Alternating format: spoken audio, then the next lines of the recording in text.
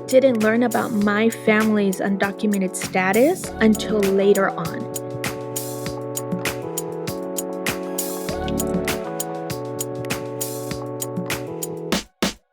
Welcome to Insider Career Conversations, a podcast that highlights unique careers and non-traditional education paths. I'm your host, Sylvia Juarez, an education consultant and first-generation advocate. This season's conversations touch on immigrant community advocate roles and how at times they require a specific type of community engagement. Each episode features guests well-versed in their field. We discuss their personal and professional journeys. My co-host this season is Yadira Ortiz. She is someone I admire and have worked with for years to support undocumented students. In the past, we have focused on higher education, which evolved into recognizing the informal information and career advice students need to be successful in college and beyond. Now, we've reconnected and we're bringing those conversations with new perspectives. Hey Yadi, how's it going? Hi, Sylvia. Thank you so much for having me here today. And I am so happy to work with you. You know, folks, if you don't know, we've been doing work together in higher education in the past years. We had a little bit of an MIA type of, vacation away from each other, just paths, I think, just took us different directions. But we were both in higher education, and that's where I met Sylvia. Now I am in the nonprofit world. I am the executive director of Pre-Health Dreamers. But Sylvia, I'm so happy to be back with you. We did so much work together here in San Bernardino County, working with undocumented students, undocumented families. And I think we really learned a lot from each other. And we're really able to create just community events and a bridge for our community and for our students, whether they were going to high school, community college, or four-year institution. I think we really worked hard to, just take down some of those barriers that our students had, which we could see as being inside of higher education. So I'm really excited to be here with you today, Sylvia. I appreciate your time. I appreciate your wisdom, your energy, because sometimes just that being in the room with folks that have the same type of energy is really important. And I felt that immediately when we met, and we were constantly in meetings together. And I'm not afraid to say that we challenged some status quo. And hopefully that helped not only our local community, but beyond, because I also bumped into you at a couple of conferences nationally talking about the undocumented community and some of the resources that should be provided for them. And later we'll talk a little bit more specifically about what you're doing now with the Pre-Health Dreamers and how you're doing that work in a more policy level. I wanted to start our conversation with the first generation group. You and I belong to that first generation community that has often had some challenges when it comes to not only our education, but access to either jobs or even personally for health, as you're going to tell us about within your guests that you invite. But I also wanted to really tap into the beauty of being an immigrant. This particular season, I want to focus on how the immigrant community really has a lot of traits and characteristics that we bring anywhere, whatever field we're in. We bring a value in terms of our potential, but also what we invest in innovation and beyond. So the story that I know about you, Yadi, is that you are a first generation and you are an advocate when it comes to making sure that everyone has an open door into higher education. That's how I met you. So can you tell me a little bit about your kind of moving forward? Yeah. And really, to tell you the truth, Sylvia, when I was growing up, I think my parents did a really good job in not putting a lot of weight on us due to the weight that they were feeling as immigrants. I think my mom was always very vocal herself. She was always an advocate at a young age. Even while she was pregnant with me, she was an activist for labor rights. Awesome. Right. And so she was very active in the community. I really didn't learn about my family's undocumented status until later on. Actually, until I was well into adult age. I didn't realize like a lot of the things that had impacted my family were because of a result of immigration, their immigration journey and also their undocumented status when they were much younger. I was not aware of that. And I think my parents were very nervous to even talk. They don't talk about it very often. and it just came out by accident. And so then once I learned all of that, I kind of started putting the pieces together. Like, oh, that is why those concerns or those issues were very prevalent in my family. That's why that type of mental health existed in my family. Because a Ah, lot of, okay. yeah, so it all started piecing together, which really helped me as an adult. Like, oh, now I get it. I get it. I get what my mom was feeling. I get what my dad was saying, but I never realized it until later on. So, which I Right. think for me, it really created like this, why aren't we talking about it more? Like, Right. why do children have to wait until they're much older to understand what the parents are going through? But I think it's just embedded in our culture, right? Like, we don't Right. talk about our issues with our kids. I think it's also coupled with integration and how we integrate ourselves into a community or not, right? I think some of the issues that come with the mental health that you're referring to come with the fact of fit. Where do I fit? I'm not quite here, at least as you mentioned, those of us, you and I were born here. We don't fit there and we don't fit here. But our parents also felt that to a certain degree, even though they were from other countries, in my case, from Mexico. But, Mm-hmm. they were successful here in the US, but because of social class or maybe location or region where they decided to set up roots, they still had that division of class that also follows some of our communities into the US.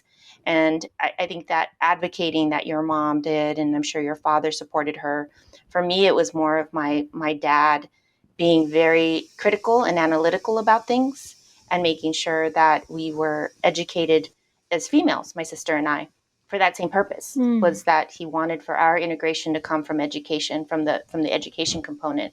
That's how I think he's planted the seed eventually for me to be in the field that I'm in, promoting higher education and careers that we don't see very many faces that are black and brown or even first generation community members. So did you get that spark when you were in high school? Did you get it when you were in, college? Like I understand you saw it in your household, but where did you take reign?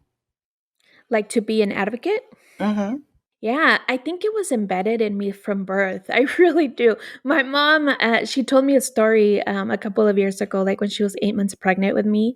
They had to take her off of a taco truck because she was protesting. So I always tell my mom, it's your Not the fault. taco truck She takeover. was on top of a taco truck and she's like, they had to get me down. And what are you? So I tell her, Mom, it's your fault that I am the way I am. My other sisters are not. They do community work in other ways, not in outward facing advocacy. One's a teacher, one works in the healthcare system. But I always tell my mom, it's your fault. It was embedded in me from the moment I was made, right? So her outspokenness was inherent to you, your outspokenness. Yes. Yadi, I think you and I kind of defined as we sat down to talk about the theme for this particular podcast for Insider Career Conversations. We talked about immigrant community advocates. What does that mean to you? What label does that carry? Because I think you and I had a really good discussion about it and landed on it. And I'd like for our listeners to hear some of that. It took me a long time to really accept that advocate title because for me, advocacy was like something that you did out in the streets. It was more towards activism, being out in the streets. And so I always really was very cautious about using that advocate term. But the more I learn about how advocacy works, I really have embraced it and gone with it. I never saw myself as an advocate until I was called one. And I was like, wow, that's really interesting. I'm just trying to do what's right, or I'm just trying to speak up. Right. And for me, really, now looking back, for me, advocacy or the work in advocacy for me has really been being in one with community, really I like being that. one with community and doing what's best for the community as a whole. Not what's best for you all the time, but what's best for the community. And even for my kids, we lived in a low income area for a very long time. My kids still go to school there because I've kept them there because I go, we need to stay in the community. You cannot be one with the community and work with the community if you leave it. From You afar. Yeah, from yeah, they afar. had, That yeah. the work changes. The work not that you can. Let me take that back. Not that you can't, but the work really changes when you're working with the community and for the community. Right. I think there's a certain insight when you're in the neighborhood. There's a Mhm. certain opportunity to observe silently and in some cases really take over the understanding of what the purpose of what you have to do and what needs to Yeah. get done. I was introduced to advocacy or the word advocate in a different way. I had to search for something that was an alternative to being a troublemaker. Because once I did start advocating, then it was, oh, here comes trouble. I knew it was a joke. I knew it was like, oh, okay, Sil, here comes Sil. She's going to get stuff done. I respected the fact that people had that opinion of me because I think it was important to have that kind of respect. What they said behind my back, I'm not sure, but if they were bold enough to say, some of the things they said to me in front of me, that I can only imagine. But I embraced advocate and advocacy because of the fact that the word, at least in my upbringing of troublemaker, was not a good label for a female, especially to carry. We're talking 70s, 80s, very rural area of California, that wasn't something that you wanted to do. You wanted to be a good girl. You wanted to do what you were told and move forward. So I looked for the as an alternative word, which is advocate, and I embraced it, but I still had the same gusto, if you will, of being a troublemaker because you're challenging status quo. I really like right now the term that's being used of disrupting. I like that a lot because some of the work that we have to do has to disrupt what is in Mhm. place just because it seems to be, it should have been that way for a long time or has been that way for a long time, and it's just not appropriate. Immigrant communities, I think, are such a valuable resource for this country, for the work that they do, for the economy that they contribute to. I don't think that's talked about enough, that we contribute Mhm. in an economical way in a variety of ways, not only by the labor, but also by the consumption. And that includes those who are undocumented.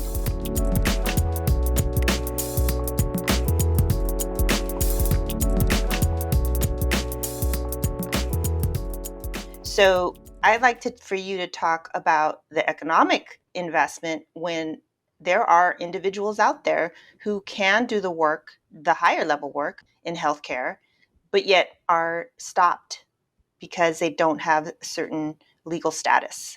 Can you tell us about that? Yeah, and so just really quick, I just wanna mention, like, I think for me, my experience was a little bit it was different from you in that you were very much of an observer growing up, and I was the opposite. I've always Mhm. been a loudmouth. I've always been that troublemaker, right? And we've had to learn how to own that title. Like, yes, I had to learn how to own it. Like, I didn't realize I was being a troublemaker, but let's own it now that we have it. Right, right. And what does that really mean? And just really quickly, like, I want to just also mention, I know you and I had discussed, just social justice in general. And I think that's really important before we move forward. If you don't know who Hector Plasencia is, check them out. They're amazing. I think I've learned a lot from the work that they've done. But Hector actually has a social justice model. And I think that put a lot of things into perspective for me, which I use for my students and the health professionals that I work with now. And there's three ways for the social justice to take place, right? For it to be embedded into our communities. It's who you work with the system, against the system, and without the system. So, as social justice activists, we have to use all three parts of it. I think what's important for us to assess is how are we going to work with, without, and against the system? And what's the Right. percentage, right? Because that pie can move left, right. You can do working more with the system, working with a little bit less against the system if you don't feel so comfortable. I think for me, I always say I work against the system. To me, working with the system is very draining. I have to do it. I just choose to do it less. I Hmm. still have to navigate those conversations in a very professional manner, in a manner that I have to sometimes kind of tailor myself Right, right, right. in order to make change happen, right? That brings to the attention that you and I both worked for a university, for universities and opposite systems here in California, but nonetheless there are very much some structural, I want to say, incompetencies that will constantly be part of that institutional work that's done. But I Mhm. think for me, once I left the university, it gave me some time again to observe. because that's my origin, to observe and really start analyzing how I could be bold despite the fact that there is some structure, right? Because at the end of the day, we're encouraging young professionals or students to consider becoming part of an institutional model.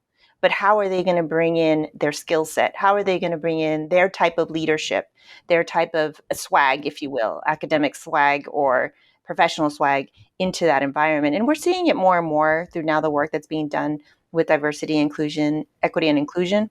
I feel that it seems to be a slow process. And I think that considering, again, to my point about the economic investment that we have from immigrants that are in all parts of the professional scope and lens that we have here in the US and California in particular, or wherever the states you may be part of, I feel that there's not enough credit, if that's not even the broad enough word to say, to the immigrant community and what we're contributing. I think that's Oh, what we're saying. yes. I think also like immigrants and undocumented folks don't realize sometimes. I think, I work with students all the time, and I work with students who are becoming health professionals. For a big portion of my students, I have to remind them, like, you are bringing in so much wealth into these Mm, universities, yes. into these health professions, right? Yeah. You're bringing, this experience that you had as an immigrant, coming from immigrant families, the culture, the richness in culture, being sometimes bilingual. Sylvia, some of my students are trilingual, Yep. Yep. And that's and never so, recognized. That's never and that is recognized as a never trait. recognized. Hmm. My students have been, what do you say? They've been helping their parents or family members or just people in the community translate documents Translate. Hmm. from a very young age. When they go to the doctor, when they go to, an attorney, an immigration attorney, they're the ones translating. And to them, it's like, oh, that's normal. And it's not. They're scheduling for their families. I have to be at school, Yeah, but my parent has to be over here and my younger brother and sister has to be over there. So they're running a household. They're house managers. And correct. they're, so their organizational skills, their time management, everything's on point. But yet again, when it's taken into the workplace, it's often either not recognized and No, exploited. Because if you're right. organized, if you come in with creative ideas because you've had to be creative in your household or you've had to be creative in your community, now we walk in, and I'm talking about my experiences both with the finance industry and the university setting, where yes, you want to take advantage of my creativity and how I do things and the boldness when it comes to putting a project in place, but you don't want that same boldness when it comes to how to be out there representing a community at its maximum capacity. You don't want that full throttle, which is great. I mean, I understand everybody's got to be protected and there's a lot of political issues going on right now, but we're playing hardball, but yet we keep trying to refer to pushing down on some of valuable Well, assets that we have.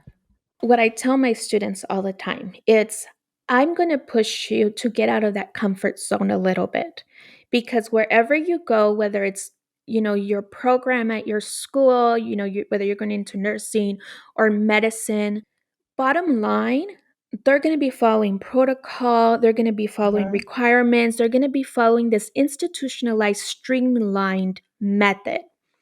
And whether you want it or not, you're going to be institutionalized. Yep. You're going to be kind of trained to be that way. The way our communities don't need for us to be when we're serving them. Right. And I think it's really important. Like I always tell my students, remember what you wrote on your application when you first applied to that medical school. What was your mission and what was your purpose of going into medical school? And don't forget that, because it's really hard not to, especially once you become a health professional and you're just inundated with work and you just will follow policy because you don't have time to not do that. So it's like, go back to your roots. But Yadi, also, we often talk about the fact that there almost has to be a code switching class that we have to give in like some high schools for immigrant communities because, again, here we are in this structure that's set for whatever period of time it is. In your case, it's healthcare, and we're expecting these individuals who are ostracized in some cases because we're talking about undocumented students with who you work with, undocumented individuals. And on top of that, we're telling them that they have to code switch. They have to modify their behavior within an environment that sometimes doesn't want them there, but they're pursuing it because they know that it's going to be better for the communities that they're going back to. And Mm-hmm. I don't know if individuals are really processing that as they should at the leadership and administrative levels when it comes to not only the institutions where these individuals are getting their education, but also where they're also being placed to work. Any industry is not putting the time to be able to say, how am I going to capitalize on this? The Department of Oh, yeah. Commerce, I think it was 2019, late 2019, 2020, started this first generation movement. Then COVID happened. So I'm really interested in seeing how the federal government is really going to tap into that first generation population and really start seeing how Mm-hmm. corporations, to start with, are going to really start investing in how do we keep and not have this turnover that we have with employees that sometimes is because they're drained, they're burnt out, and we're not recognizing it because we're burning these individuals at both the candle at both ends, and we're expecting them to deliver at this capacity, but we're not allowing them to be who they are in another area. And I think that that's constantly going to be an issue until we address it formally and put things in place to do that. That's why I love what you're doing now, because you're working nationally with pre-health dreamers. How is pre-health dreamers kind of helping move that needle when it comes to the status quo? Again, I go back to really working with our students. And you brought up a good point. Like, we have to do that code switching, right? One, emphasizing like why they're so great already and what richness they're bringing into the education system by sitting in those rooms, by sitting in those lectures, by being part of that education system, but then also when they're going into their healthcare field, right? We're training them so that they get there. But we also know that it's not enough just to matriculate and advance people of color. We Right. also Right. have to get them prepared, and like you were calling it code switching, we talk about it as in make sure that for the beginning part, you want to be a Sylvia, you want to be there and kind of scope the room, what's going on in your facility, what's going on in your institution before you start making changes. Find out who is who and how things get done at that place, right? And you want to be an observer, but also go in and speak their language. We always talk about that, speak their language. Right. So I always tell students, like, when you go in, you don't have to say you're a DACA recipient. You don't have to say you're undocumented. At the end of the day, you have a work permit if you have DACA Right. or TPS, Right. right? Mhm. So they don't have to know that, especially for processes. People don't get that. What's next for you, Yadi? Like, what do you hope to bring to the immigrant community that maybe you're working on and you want to do more of, or that you want to get started? Like, how can we then, make this an opportunity to kind of put that out in the universe? So this is something I never thought I would be doing, and I never thought it would be such a passion of mine. I'm currently working with institutions at the state level here in California and also at the national level for them to create more welcoming and accessible spaces for undocumented folks. A lot of institutions are out there saying we're undocu friendly. Undocu friendly, what does that mean? I really want folks to assess what that means.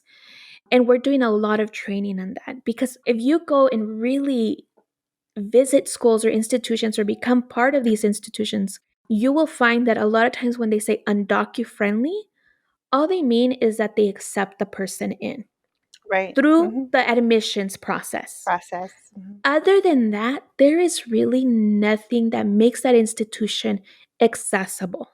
I had a student that was accepted to an Ivy League school. They said, we welcome you, great, provided no financial aid when their tuition was $100,000. And Wow. then they emailed the student and said, oh, if you can't pay that, go ahead and feel free to revoke your admission. Mm. So, how can you say you are undocu friendly when it's like you invite somebody out for dinner, but Hmm. don't put food on their plate? Like, you get Right. to sit there with an empty plate while I have this feast. Right. but I'm being friendly because at least I invited you over to the table. And that happens so much with undocumented and immigrant folks. And I think for me, that is something that we're working on very heavily right now at Pre-Health Dreamers. Like, we really just want to stop saying that we're undocumented friendly and really walk the walk Right. and But there has assess to be ourselves. action. Yeah, let's take action now. Let's assess, let's set goals, let's be truthful what we can and cannot do. What partners do we need to bring in? And another thing also, like for me, it's really important to create that bridge between nonprofits and especially grassroots organizations. I've seen the amazing work that grassroots organizations do with very little resources. Yet they're not seen as important by these big institutions. And I think both have very much to learn about each other, yet it's really hard to bring both to the same table. Right. Yeah, that's something we really want to do here at Pre-Health Dreamers to help undocumented students going into healthcare and accessing healthcare as well. And I think one of the things that I want to leave everyone with is that the fact that what we're advocating here with immigrant community advocates is the fact that we're contributing. We're not being given anything. Nothing's going to be handed to us. We're getting the education, we're getting the training, whether it be at the higher level, like a PhD, an MD, to a technical training that can be done through a certification or licensing. We're getting the education, we're contributing to society. We are here. We need to be recognized and provided the same opportunities as everyone else. I think that's one of the things that I want to really lead this season with. Girl, you got me started. I don't know what to say, but I really do want to thank you for agreeing to be part of this season, because I hope that with the guests that you're bringing in and that I'm bringing in, we're really going to find some really good synergy and conversations that I think aren't being had enough, or maybe I haven't been part of because I am a troublemaker. But I think that we do need to have an out there, at least to cause some conversations or discussions in places that you and I don't get to go into. So thank you so much for your time, and I really do appreciate it. I look forward to our next conversation with someone that will continue this for us. And I really am excited about learning more about what you're doing with Pre-Health Dreamers and the policy work that you are moving forward. Thank you. Thank you, Sylvia, for having me today and for this discussion. I know I can go on for hours. Stay tuned for more insider career conversations that showcase career paths within immigrant community advocacy. We appreciate you listening and look forward to next time. Insider Career Conversations is a production of Juarez Consulting. For more information, you can visit juarezconsultinginc.com. This episode was produced by Sylvia Juarez Magana, with production help and editing by Kazmira Hall.